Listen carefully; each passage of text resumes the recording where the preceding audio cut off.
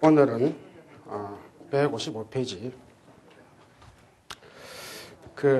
우리가 지난 시간에 좀 쫓겨가지고 그 불교 교단의 언어와 경전해가지고 그 위에 사실 서너 줄 여러분들 읽어보시라 그랬죠. 오늘 한번 확인을 해보면은 사실 그 부분이 왜 중요하느냐를 잠깐 말씀드리고 그 다음 항목으로 넘어가도록 하겠습니다. 거기 보면은 155페이지 딱 중간에서 거꾸로 계산해가지고 한 서너 줄 위에 올라가면은 이 아소카 왕 때 왜 제가 이 말씀을 드리냐 하면은 우리가 오늘날 그 동북아시아 중국, 한국, 일본 이 쪽으로 전해진 불교를 우리가 흔히 대승불교라고 하면서 남방으로 전해진 불교를 소승불교라고 오랫동안 편칭을 해왔습니다. 말하자면은 동북아시아로 전해진 불교는 큰 불교고 오늘날까지 남방에서 끊이지 않고 어떤 불교 국가보다도 왕성하게 불교 활동을 하고 있는 그 국가를 작은 불교다, 소승불교다 이렇게 편칭을 하고 있습니다. 이것이 얼마나 잘못됐느냐, 이것이 얼마나 우리가 동북아시아에 우리나라가 포함된 이 나라에서 이 문화권에서 그 오만한 자세를 취하고 있느냐 하는 것을 우리가 빨리 깨우쳐야 됩니다. 하나의 그러한 구체적인 증거로서 우리가 동북아시아에서 말하는 소위 소승불교라고 하는 그 아소카 왕 시대에 얼마나 불교가 확실하게 정비가 되고 또 왕성하게 신앙이 됐냐 하는 것을 요 몇 줄로서 우리가 확인을 할 수 있습니다. 그거 봅시다. 그래서 그거 보면은 성원의 건축 및 구른의 조성, 많은 절이 생겼다는 것이죠. 구른이라고 하는 것은 석굴을 말합니다. 그래서 그 인도 북부 지방은 산이 많이 없기 때문에 오늘날 우리가 도시형의 그런 성원이 많이 있었습니다. 만약 우리가 오늘날 이 대원의 위치로 오면 딱 정확한 그런 옛날 인도에서 불교가 융성할 때 그렇게 멀지도 않고 마을에서 멀지도 않고 또 가깝지도 않은 그런 형태입니다.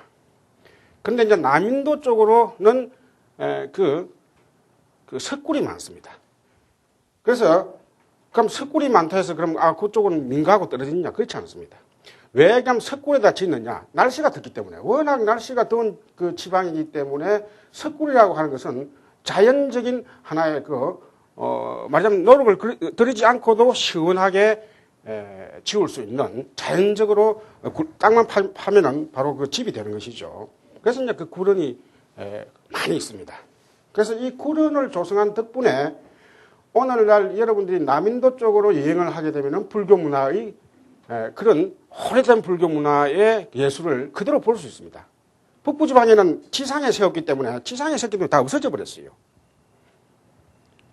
그래서 이게 그 성원과 구른의 차이가 북인도와 남인도에 막 크게 대별적으로 그렇게 나눌 수 있습니다. 그 다음에 그거 보면은 신자의 경제적 지원의 안정.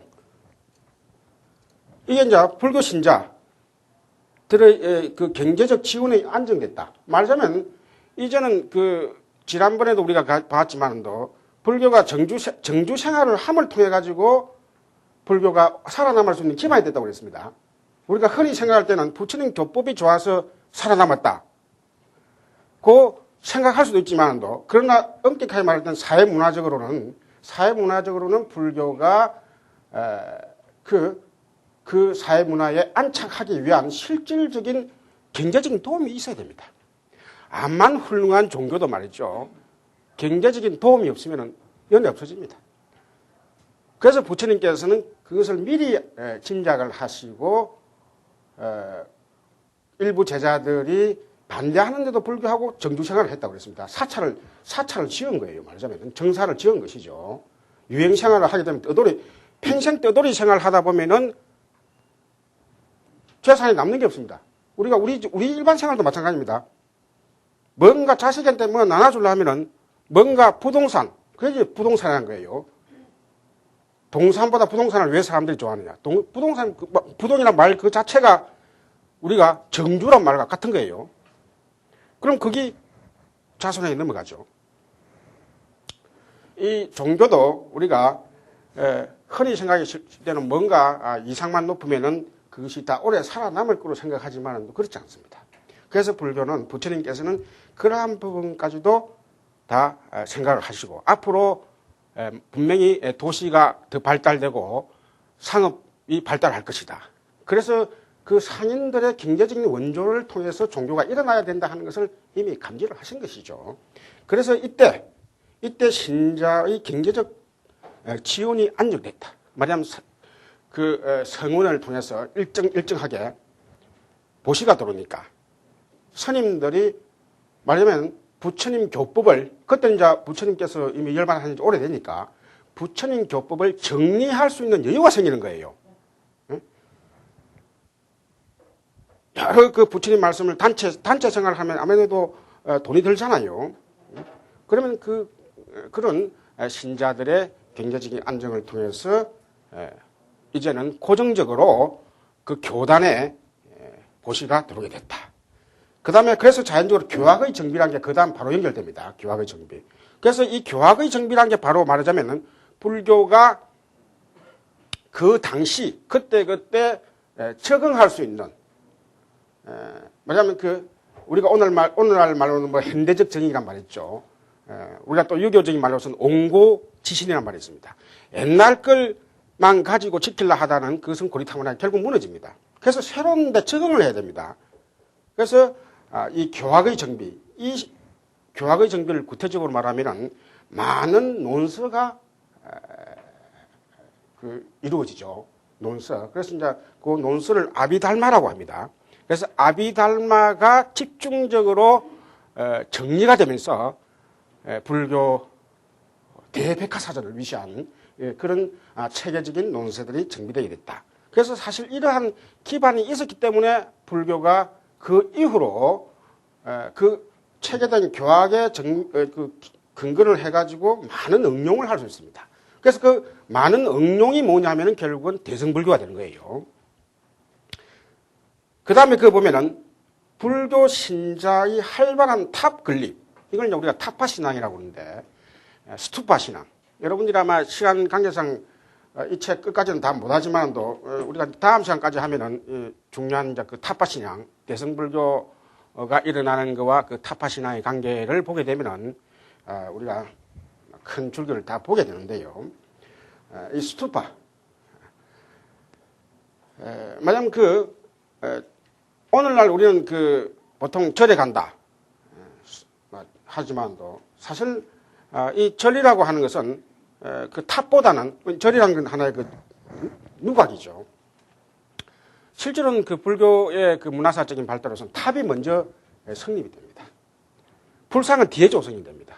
지금은 우리가 보통 절에 간다면 법당에 가지고 부처님께 먼저 여경을 하고 그 다음에 시간이 나면 탑돌이하고 그냥 하지만도 그냥 탑 앞에서는 사진만 찍는 거로 그렇게 생각하셨지만도 옛날에는 탑이 먼저였습니다. 오랜 세월 동안 탑만 있었습니다.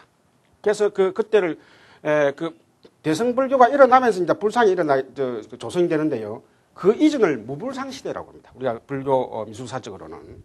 그래서 실질적으로 대승불교 이전에는 다 탑을 부처님 탑을 중심으로 해가지고 신행이 이루어지죠. 그래서 실제로 탑돌이를 많이 했습니다. 자, 그래서 이 탑돌이를 하면서 제가 신자들이 차츰 단체를 조성하고 또 여러 제가 신자들을 중심으로 해갖고 재력이 모이게 됩니다. 그래서 성당, 만약 스님들을 중심으로 한 성당과는 다른 그런 행태의 좀 응용적인 불교, 혹은 또 좀 쉬운 불교, 혹은 또 신행의 불교, 일어나게 되는데 그 신행 중심의 불교가 바로 대승불교가 되는 겁니다. 그래서 실질적으로 이런 타파 신앙도 이미 그 아소카 대왕 때 다 종합적으로 정리되어 이루어지게 되는 것이죠. 그 다음에 초기 불교 미술의 개화. 이 초기 불교 미술의 개화가 말하자면 많은 타파의 조성과 또 이내 곧 이어지는 그런 불상. 여기서는 주로 이제 타파 미술. 우리가 여러분들도 오늘날 우리나라에도 많은 석탑이 있죠. 그래서 그 석탑의 유행을 시대별로 쭉 보면은 그 시대마다 사상의 흐름을 알 수 있습니다. 그래서 인도도 역시 마찬가지입니다. 인도도 그 이미 BC 이전부터 해가지고 탑을 조성하는 그 행태에 따라서 불교 신앙이 어떻게 변화되느냐. 그래서 어떤 종교의 미술보다도 종교 미술보다도 불교 미술이 역사가 있고 또 끊이지 않게 이어져 왔습니다. 그래서 이러한 것들이 바로 아소카 대왕을 중심으로 한 그 시대에 다 이루어진다는 것이죠. 그 다음에 불상의 제작, 곧 이어서 그래서 불상의 제작이 이루어지면서 대승불교가 일어나게 됩니다. 이게 등 화려한, 그 밑에 보면은 화려한 불교 인도로 발전했다. 그래서 부디스트 인디아. 사실 그래서 왜 이 부디스트 인디아라는 말을 쓰냐 하면은 이 양반이 그 리스 데이비드라는 양반이 영국에서는 초창기 아주 저명한 불교 학자입니다. 실제로 영국에서 초기 불교 그 초창기 인도 불교 연구에 대한 하나의 그 개척자라고 할 수 있죠. 그래서 우리가 보통 보면 그 부처님 당시에 이미 불교가 전국적으로 인도에 포교된 걸로 생각이 쉽지만은 전번에도 제가 말씀드렸듯이 부처님 살아계실 때는 실제로 살아계실 때뿐만 아니라 거의 다음 제자까지는 실질적으로는 지난번에 말씀드렸듯이 북인도의 거의 한반도 넓이 정도에 집중적으로 전파가 된 것이지 저 남인도까지 전해진 것은 아닙니다. 그래서 불멸 우리가 그 문헌에 따라 좀 다르지만은 대강 평균으로 치면은 부처님께서 열반하신 후 한 150년 지나야만이 비로소 스리랑카에 전해지고 거의 남인도까지 전해지게 됩니다. 그래서 방금 읽은 이런 부분들이 150년 지나면서 거의 한 100년 동안 집중적으로 불교가 거의 인도 전역을 왜 그 전역이 그 밑에 인도 여러분 그 지도 보면은 오늘 좀 멀리 떨어져 있네. 그 밑에 그 조금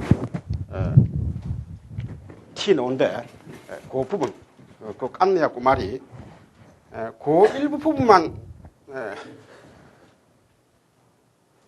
예외였지 거의 대부분 다 정해졌다. 이렇게 말씀드리고 싶겠습니다. 고맙습니다. 자, 그래서 이런 우리가 북방계통의 불교에서 소승불교라고 많이 팽칭하는 그래서 여러분들은 앞으로는 제 강의를 들었다고 하는 그 증거로서는 소승불교란 말은 쓰지 않아야 된다. 만일의 경우에 쓰라도 쓰는 방법을 어떻게 쓰냐고 하면 말이죠. 앞에다가 소위 혹은 이른바 이런 걸 붙이면 됩니다. 무슨 말 알겠죠? 조금 학문적인 이야기를 좀 해줬습니다. 그건 내가 한 말이 아니라 남이 말하기를. 그래서 소위 그렇죠. 우리 보통 우리가 지나가는 말도 쓰죠. 소위 누구라는 사람이 말이죠. 자기가 그 책임 회피하는 소리예요. 그게. 그래서 소위 그 소승불교라고 하는 이제 그런 말 쓰면 여러분들이 저 양반이 좀 불교 강의 조금 들었구나 이렇게 생각할 수 있습니다. 그래서 특히 이제 보면 전문인들의 책에도 말이죠. 소승불교란 말뿐만 아니라 소승불교 시대란 말 씁니다. 소승불교 시대란 게 없습니다. 예. 그게 일본 사람들 그 영향을 받아가지고 소승불교 시대란 게 없어요. 보통 보면 소승불교 시대, 대승불교 시대에 나눠가지고 인도 불교를 크게 소승불교 시대, 대승불교 시대 이렇게 나눕니다. 이런 게 이제 얼마나 우리가 이 동국아시아에서 불교를 잘못 보고 있느냐 하는 걸 점차점차 여러분들이 아시게 될 겁니다. 그래서 지난번에 말씀드렸죠. 테라와다, 정확하면 그 상자부 불교 혹은 남방 불교 아시겠죠? 소승불교 말 쓰지 마시고요. 상자부 불교 혹은 남방불교 이렇게 씁니다. 그 다음에 대승불교는 써도 됩니다. 왜냐하면 우리가 속하니까 대승불교 써도 되지만은도 그것도 사실은 막 북방불교 혹은 또 중국불교, 한국불교 해갖고 지역을 붙이는 게 보다 더 중립적이다. 그렇게 우리가 이야기할 수 있겠습니다. 자, 그래서 이러한 문제는 여러분들이 불교 역사 내지는 불교 사상을 근본적으로 한번 재검토해야 될 그런 문제와 연결되기 때문에 지금 바로 들었을 때는 조금 이상하지만도 점차점차 그러한 우리가 사유구조를 이해한 그런 하나의 습관을 맛들이는 게 좋지 않나 이렇게 생각이 됩니다. 자, 그래서 이런 실질적으로 인도 불교 내지는 불교가 세계화되는 데 있어서 절대적인 영향을 끼친 시대가 어떤 시대냐 하면 이 아소카왕 시대입니다. 이게. 실제로는 아소카 왕이 없었더라고 할 것 같다면은, 만약 아소카 왕이 그때 거의 인도 전역을 통일하지 않았다고 할 것 같으면은 불교가 세계 종교화 될 수 있었겠느냐 하는 그런 문제와도 맞물립니다. 이게 그만큼 중요한 시기였죠. 자, 그 다음에 오늘 할 항목으로서 불교 교단의 언어와 경전. 그게 155페이지, 156페이지 쭉 넘어오세요. 157페이지까지 보면은 실질적으로 그 부분은 여러분 읽어보시면 인도에는 정말 언어가 많구나. 많은 언어들의 이름이 있습니다.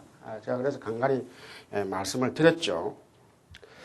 근데 실질적으로 여러분들이 읽어보시는 부분은 어디냐 하면은 그 157페이지 정도 됩니다. 157페이지. 그래서 157페이지 중에서도 밑에서 둘, 여섯, 여덟, 아홉, 10줄 정도 그게 새로 시작되는 문장이 있죠. 자, 그 보면은 석존의 시대 또는 그 후의 시대에 방언의 차이가 있었으면 확실하다. 이 방언하고 우리가 오늘날 한국에서 우리가 방언 사투리라고 그러죠. 사투리하고 외국어하고 어떻게 다르냐? 우리가 흔히 그렇게 비교를 할 수 있죠. 사투리 같으면 우리가 알아듣습니다. 자연적으로 배우지 않더라도 대강 몇 글자 의미가 틀리고 몇날 말 적어도 우리가 한 확률을 치면 한 10% 정도도 채 안 되죠. 그러나 외국어는 모릅니다. 못 알아듣습니다. 글자도 다릅니다. 그런데 실질적으로 오늘날 인도에 보면은 그 지방마다 인도는 우리 한반도 넓이에 거의 한 20배가 됩니다. 그러면 20배가 되는데 실질적으로 언어는 그보다 더 쪼개져 있어 가지고 말하자면 한 5시간 정도만 가면은 글자도 모르고 소리도 모르는 그런 현상들이 벌어집니다. 따지면 외국어가 됩니다. 글자도 다르고 소리도 다르니까 외국어가 되죠.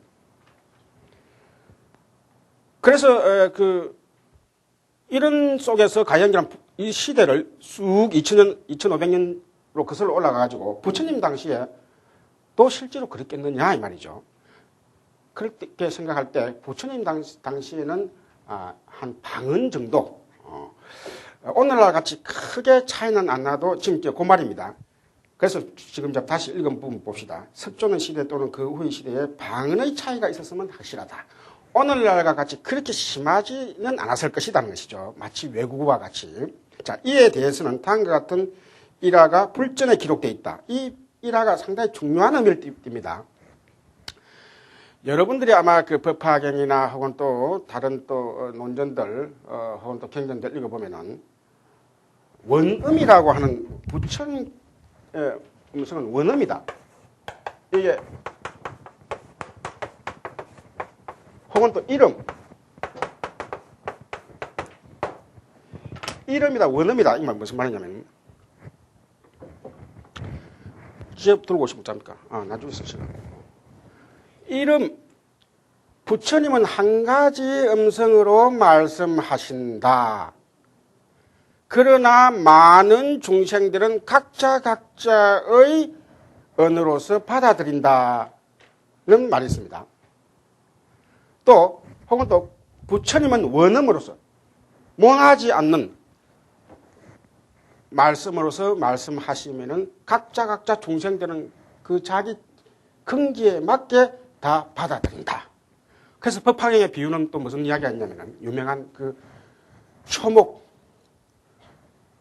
비롯한 나무들이 비를 받아들이는 그 비유를 들고 있습니다.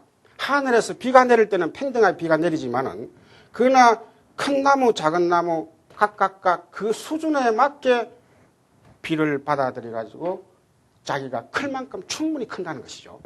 무슨 말이겠죠? 부처님의 말씀은 누구누구를 한 펜만 어여삐어 가지고 그쪽에는 비를 많이 내리고 또 어떤 사과나무에는 네 사과 빨간이 참 고맙다 해가지고 많이 내리고 하는 거 아니에요. 길가에 민들레, 개나리 전부 다 팽팽해 비가 내리는데 무슨 사심이 있습니까? 그렇잖아요. 그런데 중생들은 받아들일 때는 삿되게 받아들이는 경우가 더러 있습니다. 아이고, 나는 특별히 선택받은 존재이기 때문에 나는 어젯밤에 기도를 많이 했기 때문에 나한테는 특별히 많이 주시는구나. 그럼 옆 사람은 기도 안 했습니까? 이게 이제 우리가 종교가 갖고 있는 이 부처님께 이런 하나의 우리가 중생들이 갖고 있는 착각심들. 이게 사실 사상적으로 아주 깊은 의미가 있습니다. 부처님은 원음으로 이름으로 말씀하셨지만 각자 중생들은 각각 자기 취향에 맞게 알아듣는다는 것이죠. 이 말은 또 뭐냐면 부처님 말씀은 한 개도 한 구석도 삿된 부분이 없고 모난 부분이 없고 원만하다는 것이. 그게 이제 원음이란 말이에요. 원자가 원만한 원자 아닙니까 이게. 이때 이름이란 것은 이 일자는 하나의 실제로 우리가 여러분들 이제 불교 철학에 대해서 좀 여러 가지 깊이가 있으면 일자가 많이 나옵니다. 이름 혹은 일미. 이때 일자라는 것이 단순히 숫자적인 하나가 아닙니다. 이때는 우리가 한맛이라고 합니다. 여러분도 한맛, 다르지 않는 맛, 한맛이라고 합니다. 아시겠죠? 이름, 일미, 이것도 마찬가지입니다. 일미라는 것이 단순히 다미에 대한 어떤 상대적인 말이 아니라 이건 일 자체가 하나의 모자라지 않는 모두 다 포괄하는 이런 뜻입니다. 그래서 부처님의 말씀은 당시 계산하면 전부 모든 일체 중생을 다 포괄하는 말씀인데 중생들이 각자 지 수준에 맞게 알아듣는다는 거예요. 이게. 그래서 이런 것들이 이제 우리가 대승불교가 발전되면서 특히 법화사상 같은 경우에 일성이나 삼성의 문제 등등 그 일자가 붙은 혹은 일심도 마찬가지입니다. 이게 우리가 일자 붙은 건 다 같이 연결됩니다. 일심. 이 일자 하나도 마찬가지입니다. 연결되죠. 자, 그런데 사상적으로는 분명히 부처님의 말씀을 적확하게 잘 나타내는 하나의 비유가 될 수도 있고 또 함축된 그 전문 용어도 될 수 있죠. 자, 그런데 이게 실질적으로 문화사적으로는 어떤 의미를 띠고 있냐? 바로 다음 이 부분입니다. 다음 이 부분. 이 부분이 실질적으로 여러분 다른 불교책 보면 잘 언급이 안 돼 있어요. 이 저자가 얼마나 그 주도 면밀하게 책을 잘 쓴다 하는 것을 여러분 곳곳에 알 수 있습니다. 자, 그래 봅시다. 그래서 그 밑에 보면은 일화가 불전에 기록되어 있다. 자, 세련된 언어를 사용하는 두 사람의 바라문 출신 제자가 있었다. 자, 이 바라문 출신이라면은 가장 상위 계급이고 지식 계급입니다. 이 불교에서는 바라문 계급을 불교 쪽으로 받아들이면서 실제로는 엘리트 계층을 불교 쪽으로 받아들인 거예요. 이 사람들이 외도죠. 외도인데 실질적으로는 이 사람들이 절대적인 지위를 차지합니다. 왜냐하면 첫 그 교단이 형성되고 할 때는 지식 계층이 그쪽에서 받쳐주지 않으면 연결되지 않습니다.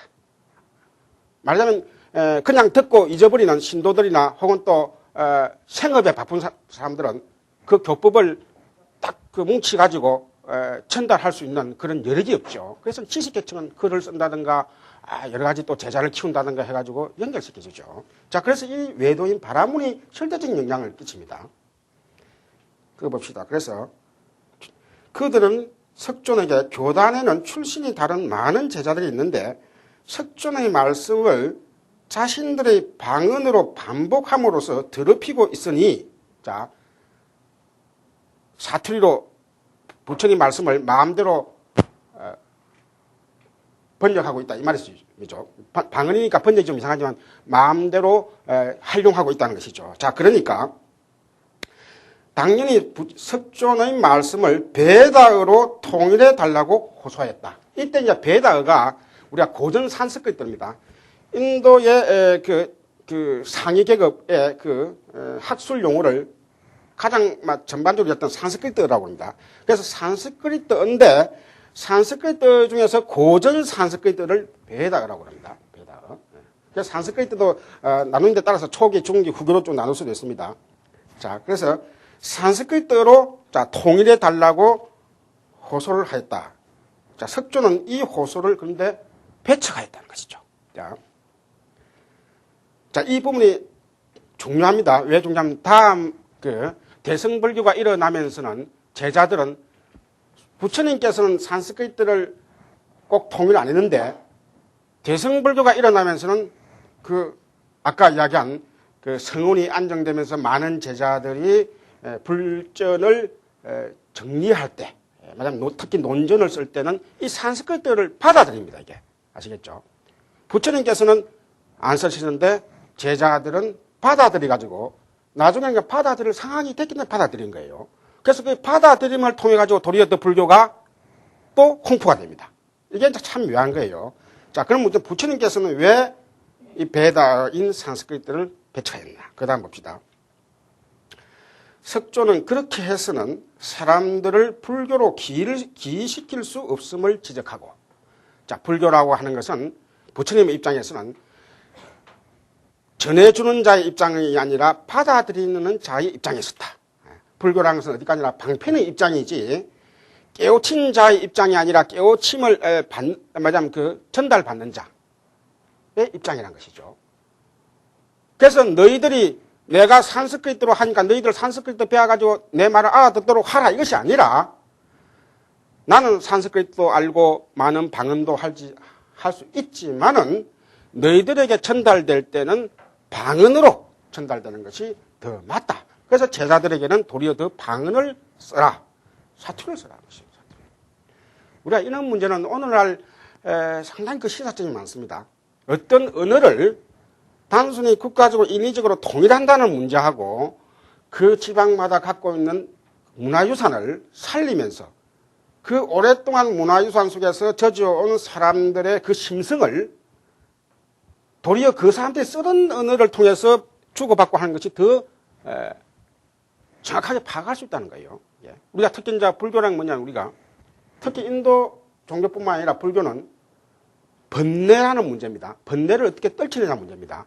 번뇌라는 건 다시 말하면은 상대방의 갈등이나 고민을 듣고 없애준다는 목적이 있습니다. 말하자면 우리가 오늘 상담 심리입니다. 저는 진작부터 이 불교라는 것은 심리 중에서도 현대 심리에서 상담 심리와 너무나 밀접하게 관계가 있다. 부처님은 어떻게 보면 오늘 학문적으로 이야기하면 종교란 말을 빼고 부처님의 한 위상을 요약한다면 부처님은 고도의 상담 심리학자다. 상담 심리가다. 학자라 하면 안 되고 상담 심리가다. 상대방의 이야기를, 고민을 쭉 듣고, 마치 프로이드나 융이나 이런 사람들이 듣고, 당신 보니까, 그 말을 쓰는 거 보니까, 그는 어떻게든 당신 보니까 상당히 은연중에 집안에 누군가 어른한테 맺힌 한이 있구만요. 또 어른한테는 당신은 며느리한테 이상하게 무슨 한이 있네요. 이 끄집어내줍니다. 끄집어내줘가지고 들어주는 것만으로도 그 사람의 갈등이 풀리는 경우가 들어들어 있습니다. 이게 이제 우리가 현대심리학의 프로이드의 방법론입니다. 부처님께서는 이미 2500년 전부터 이런 방법을 쓰신 거예요. 그래서 상대방의 이야기, 여러분 아마 특히 아함경전을 위시한 초기 경전을 보세요. 부처님께서 일방적으로 설법하시는 경우 거의 없습니다. 대부분 다 이야기를 끄집어냅니다. 끄집어내가지고 부처님 스스로는 들어만 주는 경우가 있습니다. 그 다음에 대묻습니다. 되물으면 그 대답을 한 대여섯 번 혹은 10번까지도 갑니다. 가는 사이에 그 질문을 한 제자가 자기 스스로 그렇네요. 제가 잘못했네요. 제가 잘못 생각했네요. 해가지고 스스로 해소시켜 버립니다. 이런 방법이 우리가 불교가 어떤 종교도 따라오지 못하는 방법입니다. 이게 여러분들이 불교가 세계 종교가 될 수 있고 언제까지도 불교라는 그 사유구조는 어떤 종교보다도 경쟁력이 있는 종교라고 할 수 있는 이유가 바로 이런 구조를 띠고 있기 때문에 그렇습니다. 그래서 상대방의 이야기를 듣기 위해서는 그 상대방의 언어를 당연히 알아야 되겠죠. 방언을 이야기하고 방언으로 듣고 하는 그런 방법들이 더 부처님께서는 초창기 불교를 전하는 데 있어서는 더 효율적이다 하는 것을 절실히 다 일깨운 것이다. 이렇게 말씀드릴 수 있습니다. 자, 그래서 여기서 이제 아까 이름이라고 하는 우리가 흔히 사상적인 의미에서 부처님은 원음으로 말씀하십니다. 사실 이제 이런 것을 우리가 바로 이런 부처님께서는 한 가지로 말씀을 하셔도 결국은 그것이 어떤 언어적인 편견으로서 하신 그 말씀이 아니라 결국은 모든 그 방언을 쓰는 제자들에게는 그 부처님 말씀이 아주 적절하게 배난이 잘 돼가지고 번역이란 말보다도 이제 배난이란 말이죠. 적절하게 배난이 잘 돼가지고 마치 비가 각각 그 초목 금피에 맞게 잘 스며들듯이 부처님의 말씀이 각 계층의 여러 종류의 말을 쓰는 사람들에게 잘 전해졌다 하는 이런 문화사적인 그런 사실을 기반으로 두고 있다 하는 것을 우리가 알 수 있습니다. 자, 그 다음에 158페이지로 넘어오십시오. 158페이지 잠깐 넘어가기는 참고 157페이지로 그 저 위에서 요거 한 가지 말씀드리고 넘어가야 되겠네요. 157페이지 위에서 둘레 여섯 번째 뻘라크리트란 말, 요 말만 아시고 가십시오. 왜냐면 산스크리트 그 보면은 여러 가지 이제 앞에 지방어가 있었는데 이러한 지방어를 표준어인 산스크리트에 대해서 뻘라크리트라 했다. 뻘라크리트. 그래서 이제 우리가 그 글자를 보면은 크리트 같이 끝나죠. 산스크리트는 앞에 산스크리트 되고 뿔라크리트는 앞에 접두어가 뿔라가 됩니다. 뿔라크리트. 이 크리트라는 것이 만든다는 뜻입니다. 만든다. 이 끓이라고 하는 것은 실제로 이제 우리가 깔마, 불교에서 깔마와 같은 그런 하나의 어근을 띠고 있죠. 끓이라고 하는 동사. 깔마도 끓이라고 하는 동사의 어근을 두고 있습니다. 이것도 끓이. 이 만든다는 겁니다. 그래서 실제로는 이 산스크리트라는 이 산이라고 하는 것은 인위적으로라는 뜻이 인위적으로 함께 모은다는 이런 뜻을 갖고 있습니다. 인위적으로 산스크리트.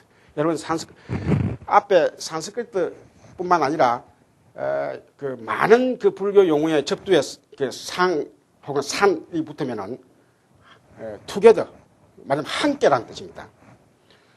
상갸 조금 시간 관계에서 가지만도 생각할 때도 그 샹이 붙으면은 모아가지고 생각한다. 그런 의미. 혹은 또 비갸하면은 나눠가지고 생각한다. 그래서 접두에 철학적으로 중요한 게 이 V라고 하는 접두와 상이라고 하는 접두입니다. 이게. 그래서 이것은 모은다는 말이고 V라고 하는 것은 쪼갠다는 말입니다. 그래서 비파사나 혹은 비갸나 하면은 쪼개서 생각한다는 것이고 상갸하면 모아서 생각한다. 이 두 개가 접두로서 상당히 그 철학적으로 중요한 접두인데 이 산스크리트는 실질적으로는 표준어입니다. 우리가 오늘날 말하자면 아까 지식계층에서 쓰는 인도로 말하면 지식계층에서 쓰는 하나의 표준어가 됩니다. 표준어. 그러나 이 뿌라라는 말에는 뭔가 때묻지 않는 자연스러운 혹은 이전에 이런 뜻이 있습니다. 왜냐하면 그래서 이게 사투리, 방언을 총칭적으로 이 뿌라그리트라고 합니다. 뿌라그리트. 그래서 인도에 각종 지방어가 많이 있습니다. 여러분 책에 보면 아람, 브라미, 여러 가지 문자가 있습니다. 그런 것을 통틀어서 뿌라그리트라고 할 수가 있죠. 말하자면 세련되게 모아가지고 어떤 의도적으로 조합한 글자가 아니고 자연 상태에서 지방마다 쓰는 그 용어들. 그래서 그걸 뿌라그리트라고 합니다. 그래서 불교는 초창기에는 뿌라그리트로 거의 다 대부분 다 쓰였습니다. 뿌라그리트로. 그래서 여러분들이 부처님께서는 처음에 어떤 말씀을 하시고 부처님 당시에는 어떤 설법을 어떤 언어로 하셨겠느냐 이렇게 물을 때 산스크리트로 하셨다 이러면은 실제로는 우리가 정확하게 말하면 그건 틀린 이야기입니다. 넓게 이야기하면 인도말 여러분들 인도 언어는 다 산스크리트 범어로 생각하기 쉽지만은도 불교를 조금 공부한 그런 상태에서 산스크리트로 말씀하셨다면 그건 실제로 틀린 거예요. 자, 그래서 이제 어떻게 부처님의 그 당시 언어는 뭐냐 할 때 가장 근접한 언어는 마가다입니다. 마가다 지방에서 당신께서 활동을 하셨기 때문에 마가다 여러분 아시죠? 왕사성을 중심한 빈비사라 왕이 통치하던 그 지역이 마가다 왕국입니다. 그래서 마가다어로 하셨는다. 이런 게 이제 가장 근접한 이야기고 답이고, 그것보다 좀 더 근접하게 되면은 마가다어 중에서도 아르드 마가디라고 사투리 마가드가 있습니다. 아시겠죠? 아르드라는 게 반쪽알이 뭔가 완전하지 않는 일말이에요. 그러니까 아르드 마가디어가 실제로는 부처님께서 하신 말씀입니다. 그래서 이 아르드 마가디어는 자이나 교통에서도 표준어로 썼고 불교 교통에서도 그 당시 부처님의 설법으로 쓰셨다는 것이죠. 그래서 우리가 실제로 아까 이름 할 때 부처님께서는 한 말씀으로 말씀하셨는데 그때마다 듣는 사람은 각자 방언으로 또 변환시켜 썼다 이럴 때 부처님께서는 마가다 지방에서 설법을 많이 하셨기 때문에 아르드 마가디를 위시한 그런 계통으로서 주로 말씀하셨다. 이렇게 이야기할 수 있는 거예요. 그러니까 부처님께서 아르드 마가디로 하니까 바라문들이 이제 제자로 많이 들어온단 말이에요. 제자들이. 그럼 제자들은 이 바라문들은 베다어로 좀 부처님 하십시오. 사실 그 당시 이제 부처님께서는 부처님 정도의 그 왕족이 되면은 언어를 거의 다 몇 개씩 다 할 수 있는 거예요. 특히 이제 사투리니까 외국어가 아니죠. 사실 오늘날 외국어도 몇 개 외국어 하는 사람들 많잖아요. 그래서 부처님께서는 당시에 많은 언어를 이미 방언이지만 알고 계셨다. 그러나 주로 아르드 마가디어를 하셨다. 그래서 실질적으로는 불교는 초창기 때 산스크리트로 적힌 것이 아니라 넓게 보면은 뿌라그리트. 이고 그 뿌라그리트 중에서도 아르드 마가디 계통으로 설법을 하셨다는 것이죠. 그래서 우리가 대승불교가 일어나면서 점차 불교가 인도 문화, 힌두 문화와의 교섭이 일어납니다. 많은 학문적인 토론이 일어납니다. 그래서 실질적으로 산스크리트어는 불교의 표준어가 아니라 힌두 문화의 표준어입니다. 아시겠죠? 힌두 정통 브라만 종교의 표준어입니다. 이게. 그래서 후반에 불교가 어떻게 보면 그 표준어를 받아들였다 이 말은 뭐냐면 불교가 그 힌두 문화와 서로 영향을 주고 받았다.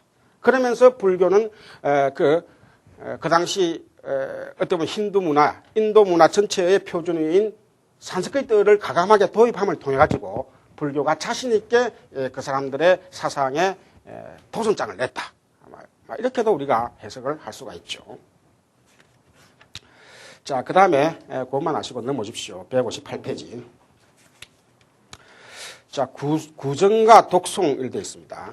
실질적으로 우리가 방금은 언어로서 말씀드렸고, 그래서 이제 그 문자로서의 그 언어가 아니라 방금 산스크리트나 뿌라크리트 있는 관계는 실질적으로는 BC 세기 전까지는 거의 다 글자에 의하지 아니하고 구전으로서 많이 전해졌습니다.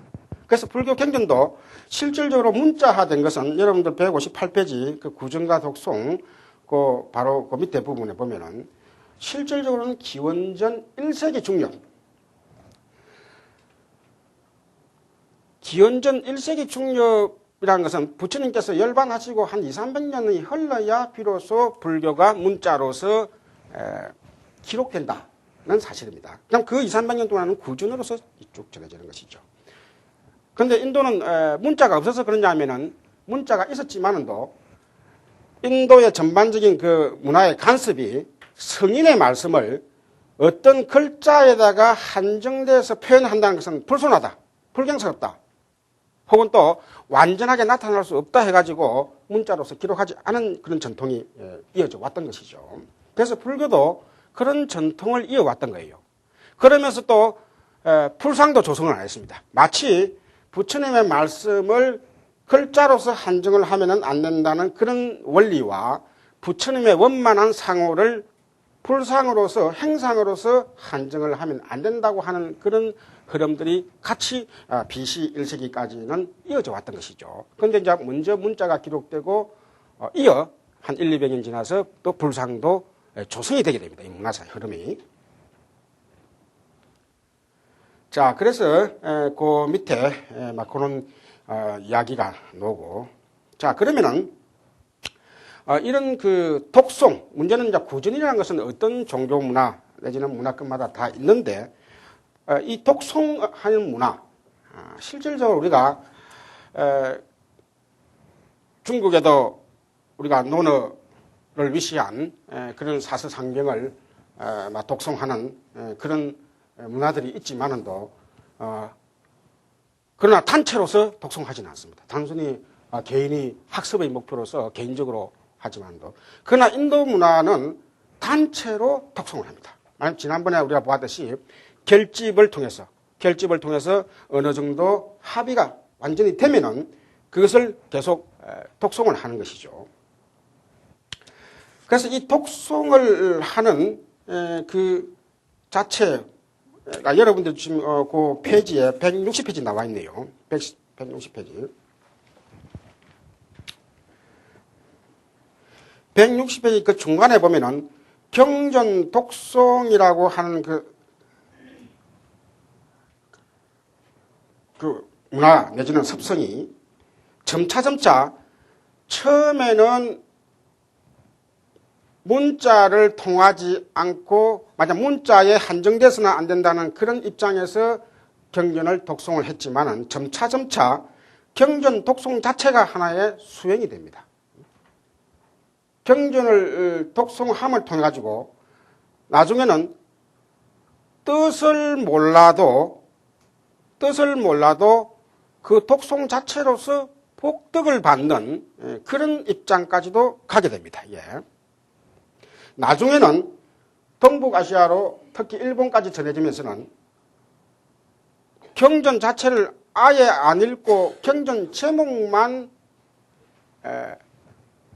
계속 염칭하더라도, 염불이야 그때는 염칭하더라도 제목 이 경제만 왜 나무 효란객교 해가지고 남녀 호란객교가 나무 모범 연합경 그것만 계속해도 법화경의 공덕을 서로시 받아들인다 하는 그런 때까지 이어지는 것도 바로 이런 인도 불교적인 역사라고 볼다면 이 독송신앙에서 유래가 됩니다.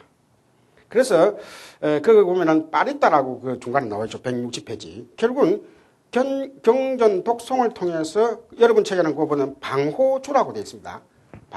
방호주란 결국은 그 자기 호신주가 되는 거예요. 우리말로 하면 이제 호신주가 되겠죠. 여러분들이 아마 옛날에 그 영화 같은 거 보면은 어떤 귀신이나 악마가 쫓아올 때 뭐 금강경을 보인다든가 혹은 또 반야바라밀을 한다든가 이런 경계를 반복을 하면은 귀신이 사라지는 그런 그 장면들을 많이 봤을 거예요. 실제로 이제 그런 것들이 바로 이런 그 호신주, 방호주에 해당되는 것이죠. 그래서 이제 이게 원래는 부처님의 말씀을 문자로 기록되지 않았기 때문에 아침 저녁으로 독송을 하면서 부처님의 말씀을 하나하나 귀담아 되새기면서 내가 혹시 어긋남이 없었는가를 점검하는 그런 출발이, 점검하는 의미에서의 그런 첫 출발이 나중에 가면 갈수록 이것이 주문적인 성격을 띠게 됩니다. 이게. 특히 이제 대승불교가 일어나면서 점차 힌두 계통의 그런 주문신앙을 불교 쪽으로 받아들이면서 힌두 주문을 하기는 그렇고, 힌두의 물론 주문을 받아들인 것도 있습니다. 우리가 많은 그 밀교 관계 경전들 보면은 힌두 주문들을 그대로 받아들입니다. 실제로는 그 힌두 경전하고 일치가 됩니다. 그런데 이제 불교 쪽에서는 뭐 그 힌두 주문을 하느냐, 우리 경제목이 있는데, 이렇게 그 불교적으로 그 변용을 시키는 것이죠. 그래서 여러분들이 오늘날 우리 한국에서 금강경 같은 경우에 실질적으로 우리가 금강경 여러분들이 다 한문으로 지금 독송을 하고 지금 시중에도 테이프 나 있는 게 다 한문으로 나 있습니다. 한문으로 나 있고 실제로 그거 듣고 바로 그 알아들으면서 고개 끄덕하는 사람 드문 없습니다. 그런데 왜 고개를 끄덕끄덕하죠?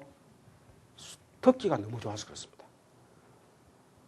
그 목닥 소리에다가 정말 스님께서 맞춰서 참 하시는 그 설법이 그 음성이 리듬이 어떤 음악보다도 저음으로 깔리면서 우리가 곡이 높낮이가 없습니다.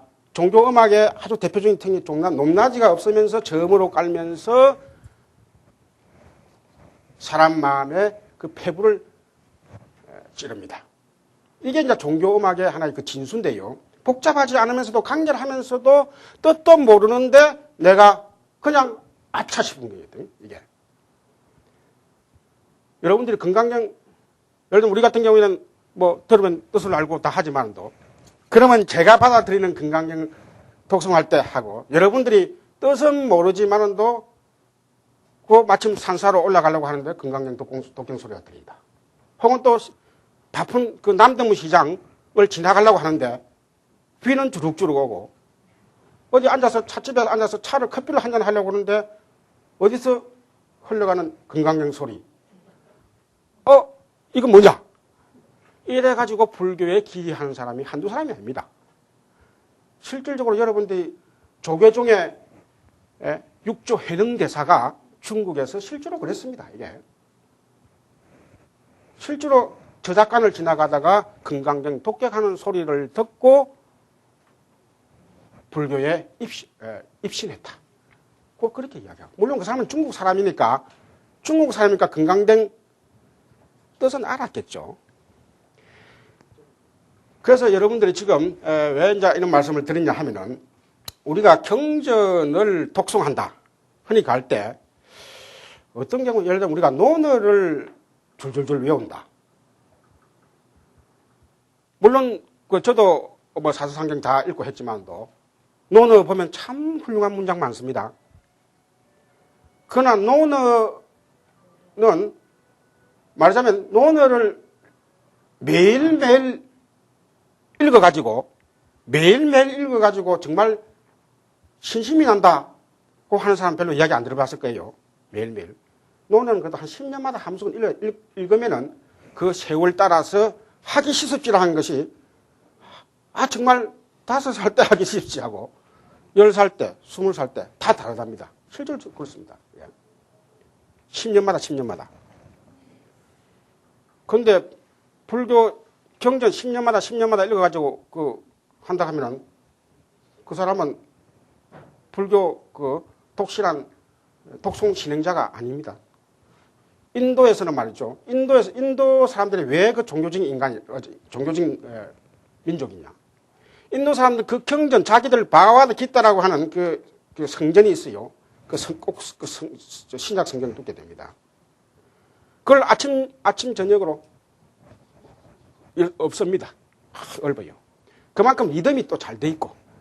만약 우리가 불교 원래 경전들은 여러분들이 번역을 해서 그렇지 원래는 다 이게 하나의 그 리듬에 맞춘 그 가사입니다. 말 그대로. 가사에 때문에 그냥 아침에 일어나가지고 노래 한 곡 부른다. 이 생각. 노래 한 곡 부르는데 그 노래 속에 너무나 구구절절한 내 앞으로 오늘 하루 생활하는 데 대한 여러 가지 지침들이 나와 있고 혹시 어젯밤에 내가 어지 한 행위들에 대해서 참여를 하게 하는 그런 문구들이든 그럴 수 좋잖아요. 만일 그게 리듬이 없다 해보세요. 유교의 경전들은 리듬이 없습니다. 그런데 불교는 처음부터 바로 이 인도 문화의 장점이 바로 그렇습니다. 글자로 안 적혀 있어도 리듬으로서 하나의 음악으로 되어 있었기 때문에 뜻은 몰라도 여러분들이 애들이 유행가 뜻 모르고 즐겁게 하는 이유가 그 리듬이 재밌기 때문에 그렇습니다. 그런데 종교 음악은 재미있다는 것을 한 칸 더 극복해가지고 그 독송을 함을 통해가지고 자기 스스로의 마음을 다잡을 수 있다는 것. 이게 종교 주문 내지는 이 독송의 위대한 점입니다. 그래서 여러분들 흔히 말 때 독송해가 무슨 공덕이 있습니까? 이렇게 갑니다. 뭐 기도해가지고 무슨 공덕이 있습니까? 하는 문제나 독송해가지고 무슨 공덕이 있습니까? 하고 이렇게 묻기 전에 원래 이러한 것들은 어디까지나 불교적인 입장에서 볼 때는 자기 마음을 비춰보는 하나의 훌륭한 방편이다. 어떤 말하자면 궁극적인 결과가 다른 종교와 비교해서 혹은 어떻습니까? 이런 묻기 전에 우선 1차적으로 내 자신을 비춰보는 훌륭한 거울이다. 전번에 말씀드렸지만도 부처님 상호도 절에 와가지고 부처님께 왜 예경을 합니까? 그 우상 아닙니까? 하지만도 불교는 어떤 종교보다도 우상을 철저히 파괴하는 종교입니다. 그러면서도 우상에 예경을 하는 게 또 불교입니다. 그건 무슨 말이냐 하면은 바로 불상 역시 나의 정신적인 거울로 보기 때문에 그렇습니다. 거울을 통해서 내 마음의 때를 알아야 될 거 아니에요. 그래서 이러한 역시 또 부처님의 경전을 독송함을 통해 가지고 이 독송하는 가운데 그 리듬과 함께 마음이 좋아집니다. 마음이 좋아지는 거예요. 흐트러졌던 마음이 좋아집니다. 여러분들 유행가 같은 경우에는 마음을 즐거우면서 마음을 흐트러지게 하지만도 종교 음악은 즐거우면서 마음을 모으게 합니다. 그래서 이게 참선하는 데도 필요하고 여러 가지 도움이 많이 됐습니다. 그래서 이런 것들 우리가 그 당시 인도에서는 이렇게 경전 독송이라 하는 것이 단순히 어떤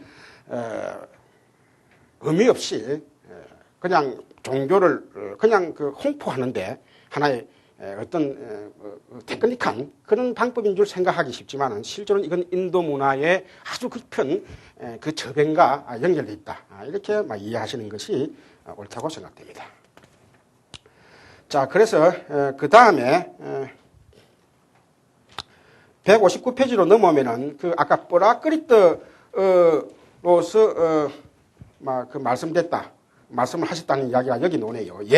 여러분들 159페이지 첫 줄에 보면은 158페이지 마지막 줄부터 봅시다. 그거 보면은 석존이 사용했던 언어라고 함으로써 부처님이 쓰신 말로서 권위가 높아지기도 할 것이다. 자, 그래서 159페이지 첫 줄로 내보면은 그런 가운데 옛 마가디어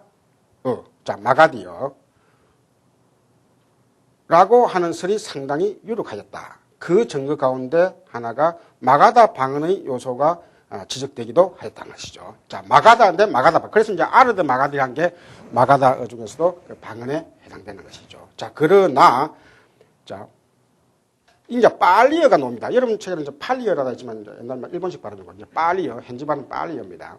그래서 팔리어는 자, 여러분들이 왜 아까 뽀라끄리트 중에서도 불교는 초기 부처님께서는 마가드로 말씀을 하시는데 실질적으로 불교 문헌이 정립이 될 때 3장으로서 구체적으로 정립이 될 때는 팔리어로서 이게 정립이 됩니다. 이것이 오늘날 유명한 니가야, 오니가야 남방 인도 스리랑카에 남아있다가 영국으로 전해져 가지고 영국에서 그 인도 그를 식민 지배할 때 그 당시 많은 문헌을 가져갔다고 그랬죠. 그래서 이 파리 3장이 그대로 남아 있었던 것이죠. 그래서 이것이 결정적으로 세계적으로 불교가 홍보될 수 있는 근현대적으로 홍보될 수 있는 하나의 가장 귀중한 하나의 근거가 됩니다.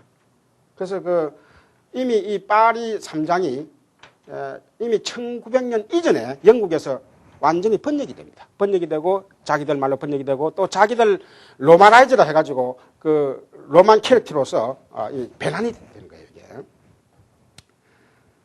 자, 그래서 그래서 이제 이 파리어는 그러면 도대체 출신지가 어디며 이 마가다하고는 어떤 관계가 있느냐?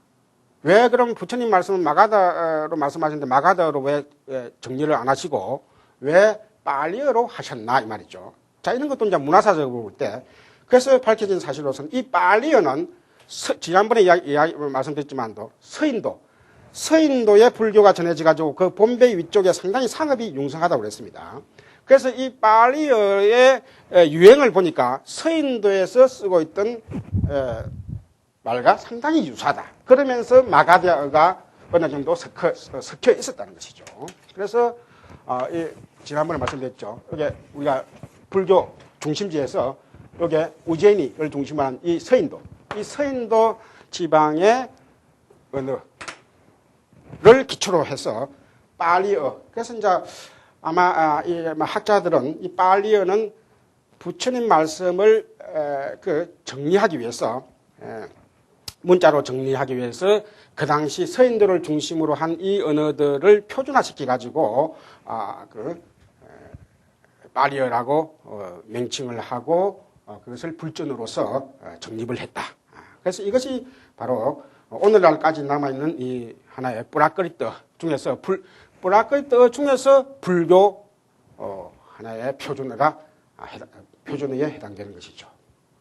그래서 실질적으로 초기 경전은 이 파리어로 대부분 다 남아 있습니다. 아까 말씀드렸지만도 산스크리트는 대승불교가 일어나고 나서 대승불교 경전 혹은 논전에서 주로 쌓였기 때문에 초기 안경을 위시한 초기 경전은 이 파리어로 되어 있다는 사실.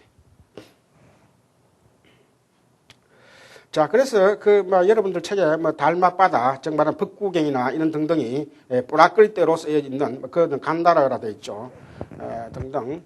여러분들이 우리나라의 그 좁은 나라에서 단일 민족의 단일 언어를 쓰고 있는 하나의 문화권에서 이 불교의 대국인 많은 문화권이 모여있는 인도 그 속에서 우리가 불교를 이해하려면 여러 가지 오해할 점들이 많이 있습니다. 저도 사실 그래서 인도에 가지 않았더라면 지금도 그냥 머릿속으로만 불교를 생각했을 거예요, 내가. 근데 정말 그 인도라는 큰 대륙. 그러면서 곳곳마다 문화권도 다르고 언어도 다르면서 생활 풍습도 다르고, 야, 이런 가운데서 불교가 정말 다양하게 방편적으로 펼쳐질 수밖에 없었구나. 어떤 한 가지 불교 안에도 여러 종류가 있죠. 그 중에 어떤 한 가지만 옳다고 해서는 절대 안 된다고 하는 것을 제가 처음적으로 느꼈어요. 자, 그래서 여러분들이 아마 여러 언어 종류 같은 거는 읽어보실 필요도 없고, 방금 말씀드렸듯이 아까 프라크리트, 산스크리트, 파리어 이 세 가지 정도의 언어 개념만 알아놓으시고, 결국은 부처님께서는 당신께서는 마가다로 쓰시고, 그다음에 초기 불전은 파리어로 파리로 문자로 정립이 되고, 결집은 지난번에 이야기한 제1결집, 제2결집 때는 문자로 정립이 안 됐기 때문에 자연적으로 독송으로서 마가다 계통으로서 결집이 됐다고 할 수 있겠죠. 그러나 문자로서 쓰여진 것은 파리어로서 3장이 결집됐다. 이렇게 이야기할 수 있겠습니다. 그 다음에 160페이지, 161페이지 이제 놓으면 방금 한 이야기와도 연관이 되는데 경전의 편찬 이렇게 되어 있죠.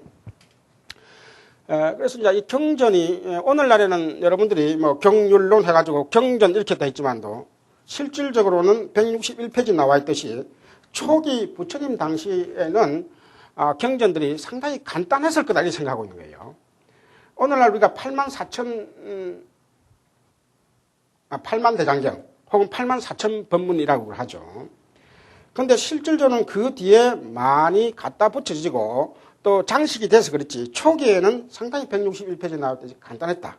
그래서 가장 중심이 되는 게 숫다, 숫더라. 빨리어로서는 숫다고 그 산스크리트로서는 숫더랍니다. 자, 그래서 이게 강요, 어떤 그 부처님 말씀의 골자를 이렇게 묶어놓은 것이죠. 경전. 그래서 그 골자를 묶는 방법에 여러 가지 또 방법들이 또 구체적으로 나와 있습니다. 그래서 개성으로서 묶는 방법, 또 그 부처님의 법수로서 묶는 방법, 또 뭐 여러 가지 또 이야기체로서 묶는 방법 등등이 있죠. 막 그것은 막 여러분 조금 막 전문화됐으니까 우선 크게 나눌 때는 어떻게 나누냐 하면 말이죠. 운문과 산문 이 두 가지만 나누시면 됩니다. 여러분들이 경전을 읽다 보면은 함경도 그렇고 특히 대성경전 가면 더 빈번하게 나타나는데 산문으로 쭉 설법을 하시다가 요약해가지고 운문으로서 한 번 더 요약된 경우가 많이 나옵니다. 말하자면 우리가 불교 경전은 어떻게 보면 어떤 사람 성질 급한 사람은 읽기 싫은 사람도 있습니다. 워낙 반복이 많고 현 이야기 또 하고 하니까. 그래서 중국 사람들이 처음에 경전 번역할 때 제일 막 이 당황을 했어요. 중국 사람들은 그 실용적인 사람들이 돼가지고 뭐 딱 한마디 한 건 한마디 끝났으면 다음 말 또 넘어와야 되는데 한 것 또 하고 색수상 행시할 때 색 이야기 있으면 또 넘어와야 되는데 색, 역부조시 쭉 하고 우리가 반야신경은 아주 짧은 건데 거기도 역부여시가 나오죠. 그런데 실제로 대반야경을 위한 많은 경전에서는 그걸 역부여시를 안 하고 전부 다 하나하나 다 설명합니다. 그냥 이하동문 할 것도. 이게 뭐냐면은 우리말로 번역대가 읽는 사람도 이게 이제 다 한두 번 읽다가만 나잡아집니다. 왜? 이게 도대체 뭐냐? 근데 인도 사람들 아까도 말했죠. 이게 뭡니까? 악보입니다, 악보. 악보니까 여러분 노래 그 마이크 한번 잡은 사람 마이크 그 녹지기 싫은 사람 뭐죠? 1절 하고 나서 그만하라 하는데 2절, 3절 막 4절까지 나갑니다. 그 사람이 1절 하고 나서 치게 보면 안 할긴데 1절이나 2절이나 몇 마디만 다르잖아요. 불교 경전도 똑같습니다. 불교 경전도 색 수상할 때 그것만 바꿔가지고 이렇게 합니다. 그런데 그게 아까도 말씀드렸지만도 경전 독송하는 게 하나의 수행이 되고 자기 마음을 다잡는 그런 하나의 과정이기 때문에 그것을 지겹다고 생각 안 한 거예요. 예. 그래서 사실 여러분들이 흔히 볼 수 있는 법화경이나 요사의 뭐 건강경이나 이런 실제로는 그 반복이 거의 없는 편입니다. 실제로 반복은 굉장히 많습니다. 여러분 그 소품 봤냐 대품 봤냐 보세요. 그래서 이런 것을 뭐냐면은 결국은 우리가 운문이 불교 경전의 성립사 쪽에서는 운문이 먼저 성립이 되고 나중에 산문이 중간에 삽입이 됐다는 것이죠. 그래서 초창기 부처님 당시에는 운문 형태로서 쭉 이루어지고 그 다음에 그 운문에 대한 설명으로서 이 산문이 들어간 것이죠. 그래서 실제로 우리 입장에서 그걸 산문이라고 하지만도 산문이라고 하는 그것도 역시 리듬이 다 있었다는 것이죠. 그래서 실제로 제가 인도에 있으면서 사실 이게 이제 불교만의 전통이 아니라 인도 문화 전반의 전통입니다. 인도 문화는 그래서 제가 그 인도 그 불교 그 신행단체는 많이 없어졌으니까 인도 그 원주민들의 외국인들 말고 그래서 그 힌두 문화에 그 독송하는 사람들 제가 참가를 많이 해봤는데 상당히 전부 다가 리듬이에요. 그래서 우리로 치면 그 산문을 그 스님들이나 그쪽에서 이제 이 성직자들이 쭉 설법을 하고 아주 설법을 하는 것도 아주 리듬 있게 합니다. 하고 나서 이 양쪽 옆에 시따르와 따블라 이 북하고 우리로 치면 기타가 양쪽에 있어요. 그러면 그 설법이 끝나고 나면 그 순간에 딱 그 포인트에 맞아서 기타와 북이 치집니다. 그러면서 또 노래를 싹 합니다. 그러면 어떤 사람이 산문으로 할 때 조금 지겹던 사람도 또 노래가 나오고 하니까 또 잠을 설 깨고 또 거기다 등 달아서 어깨도 끄덕끄덕 하고 말이지. 이러면서 아주 그 리듬 있게 그 법회를 진행하더라고요. 그래서 사실 불교의 법회 진행도 옛날에는 분명히 그랬어요. 근데 그게 그 대승불교, 우리가 불교가 대승불교가 일어나면서 이 대중들에게 설법을 하는 그 방법론으로서 상당히 많은 그 힌두 문화를 참고도 하고 그러면서 부처님 교법을 어떻게 하면은 재미나게 하면서도 끝까지 잊지 않고 유지될 수 있게 할까 하는 막 그런 하나의 그 노하우들이 다 축적되어 있다. 이렇게 볼 수 있습니다. 자, 그래서 161페이지, 162페이지로 넘어오십시오. 이게 이제 그 중에서 여러분들이 그 12분교, 9분교, 이 말만 알아놓으시면 됩니다. 그래서 우리가 그 이후로는 우리가 흔히 경률론으로 나눴지만도 초창기에는 9분교, 9 부분으로 나누는, 9 그 유행으로 나누는 것. 그것을 9분교라고 합니다. 그다 162페이지 놓는 그 세 가지를 더 합해가지고 12분교, 12 하나의 유행으로서 부처님 말씀을 나누는 것이죠. 그래서 막 그 각종 보면은 인연담, 우리가 여러분 보면은 우리가 그 한국에도 어떤 여러분들이 사찰을 방문하게 되면은 반드시 그 사찰이 성립하게 된 인연담이 다 있습니다. 그런 인연담들. 그게 원래는 불교 경전이 혹은 부처님 말씀이 전해지는 그 인연, 그게 이제 인연담입니다. 불교에서는 어떤 것도 우연히 일어나지 않고 또 갑자기 떨어진 것이 아니라는 그런 것을 하나의 비유적으로 받쳐주는 게 뭐냐면 인연담입니다. 그래서 상당히 인연담이 많아요. 이제 우리가 이 동북아시아에 전해지면서는 이 사찰 건립이 추가되다 보니까 사찰 건립 인연담, 그걸 연기담이라고 합니다. 그것이 많이 첨가가 됐지만 실질적으로는 이게 인도 우리가 문화사적으로는 부처님께서 어떤 설법을 하시게 되면 그 설법을 하게 된 그 연유, 그걸 인연담이라고 합니다. 그런 것들이 각종 비유를 통해서 많이 나와 있습니다. 그래서 162페이지 그 니다나라고 하는 것이 바로 그런 말입니다. 그래서 니다나, 그 다음에 그 비유, 아와다나는 비유법. 비유문학. 불교만큼 많은 비유를 든 종교 문학도 없습니다. 여러분들이 배교경을 위시해가지고 시중에 많이 나와 있습니다. 이 불교 비유를 통해서 말하자면 부처님 법수를 불교 전문 용어를 동원하지 않고도 많은 비유를 통해서 부처님 그 설법의 진수를 많이 표현하고 있습니다. 그 다음에 보면은 우파대사라는 것은 이제 논장, 후대의 경률론 할 때 아비달마가 이 우파대사에 해당됩니다. 여러분 책에. 그래서 이 우파대사는 결국은 제자들이 부처님께서 요약해서 말씀하신 것을 추석을 붙이고 정리를 하고 하는 것을 다 우파대사라고 합니다. 그래서 그 이후로는 이제 사스트라 해갖고 논으로서 정착이 되죠. 그 다음에 162페이지, 163페이지, 164페이지, 165페이지 이것을 지금 딱 5분 만에 요약을 하도록 하겠습니다. 자, 3장에 성립해가지고, 이 3장의 성립은 결국은 아까 9분교와 12분교의 단계를 지나서 경율론이라고 하는, 즉 말하자면 율장과 논장이 보다 더 풍부하게 보강이 되면서 불교의 아니면 그 3장, 세 가지 파트가 완벽하게 정립이 됐다는 것이죠. 그래서 제1결집과 제2결집까지는 논장이 결집이 안 되고 제3결집이 때가 돼서 비로소 논장이 성립이 됐다는 것이죠. 그래서 163페이지에 많은 이야기들이 나와 있습니다만은 거기에 보면은 이제 결국은 지난번에 보았듯이 많은 부파가 각 지방마다 안정적으로 정주를 하면서 그 각 부파마다 경율론 3장을 정비를 하게 됩니다. 예. 각 부파마다 문화적으로 안정이 되면서. 그래서 지방이 다르기 때문에 말하자면 율이라고 하는 것도 지방마다 그게 다른 거예요. 마치 법 조문이 우리나라, 다른 나라 다르듯이. 그게 정차점도 다르고. 논이라 하는 것도 제자들이 부처님 말씀을 해석하는 방법도 지방의 문화권마다 차이가 나는 것이죠. 그러면서 이 3장이 정립했다 이 말은 결국은 그 부파가 이제는 완전히 사상적으로도 혹은 또 교단적으로도 유리 완성이 됐으니까 교단적으로도 안정이 됐다.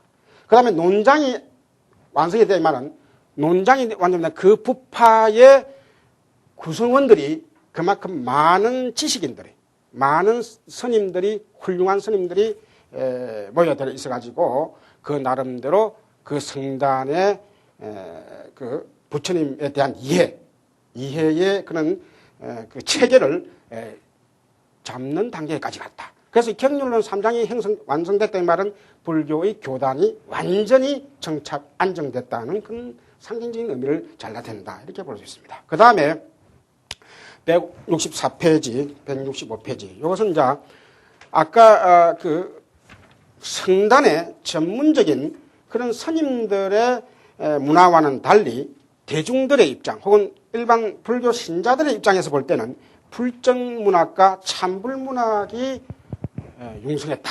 이를 통해서 많은 그 불교인들이 불교를 쉽게, 말하자면 그 우리가 오늘날 소설의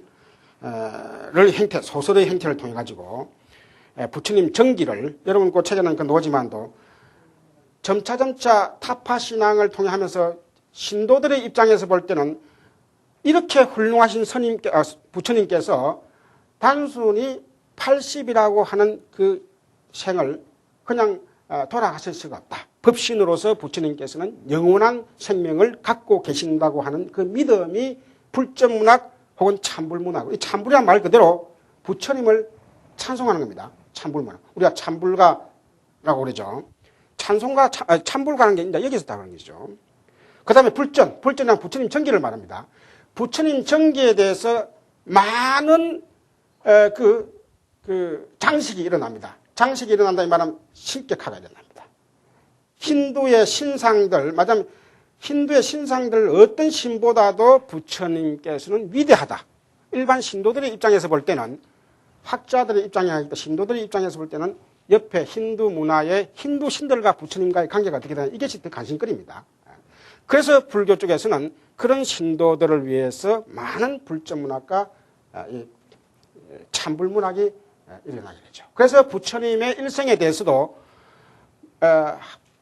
학자들의 입장에서 볼 때는 너무한다 할 정도로 많이 신비화가 일어나지만도, 그러나 신도들의 입장에서 볼 때는 그러한 신비화를 통해서 부처님의 위대한 부처님의 그 덕을 내가 절실하게 원한다. 저렇게 위대한 분과 감히 내가 어떻게 같을 수 있겠느냐. 나는 부처님께 말하자면 그 절대적인 예경을 통해서 부처님의 법신의 그 언덕을 내가 받아야 되겠다 하는 그런 대승불교적인 하나의 그 믿음이 싹트게 되는 것이죠. 이것은 바로 옆에서 전개되고 있던 힌두 문화와 같은 그런 맥락이라고 볼 수 있는데, 자, 이 대목들이 이제 불교가 앞으로 전개되는 데 있어서 긍정적인 부분이 있고 부정적인 부분이 있습니다. 그래서 여러분들이 이제 실질적으로는 인도 불교사의 해석에 있어서는 이 대승불교가 정체가 뭐냐, 대승불교를 어떻게 해석해야 하는 겁니다. 이것은 오늘날까지 한국 불교에서까지도 같이 연관이 됩니다. 이게. 그래서 사실 이 한 과목만 가지고 여러분들이 뭐 대승불교를 다 이해하기는 힘듭니다. 그래서 다음 시간에 이제 마지막 그 시간입니다. 그래서 타파신앙과 대승불교와의 관계, 나머지 인도불교사를 다 통틀어서 마감을 하도록 하겠습니다. 이상입니다.